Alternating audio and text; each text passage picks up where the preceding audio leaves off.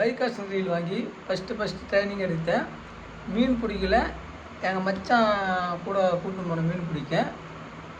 மீன் மாட்டிலையும் அவன் தொண்டையில் கயிற்றில் முள்ளை மாட்டிட்டேன். அதை எங்களால் எடுக்க முடியாமல் ஹாஸ்பிட்டலுக்கு போய் தான் எடுத்தோம். அதனால் என்ன மாதிரி ஆர்வ கோளாத்தில் மீன் பிடிக்கிறதுக்கு புதுசாக ரீல் வாங்கி பக்கத்தில் ஆள் இல்லாமல் தனியாக பிடிக்க பழகி கொள்ளுங்க. என்னமே ஆர்வ கோளாத்தை ஆளை வச்சு மிச்சா இது மாதிரி டேமேஜ் நிறையா ஆகும். இவங்களுக்கு நல்ல வேலை, சிம்பிளாக சின்ன காயத்தோடு மிஸ் ஆகிடுச்சு, கயிற்றில் பட்டு முள்.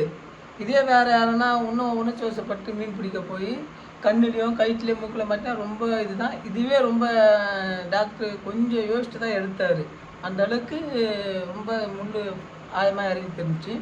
ஆனால் பைக் ஆக்சிடென்ட்ல வீசும்போது புதுசாக ட்ரைனிங் இருந்தால் ஆள் இல்லாமல் தனியாக எடுங்க.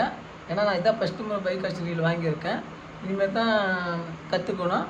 இனிமேல் கற்றுக்க நான் மீன் பிடிக்க உங்களுக்கு அது அப்டேட் பண்ணுறேன்.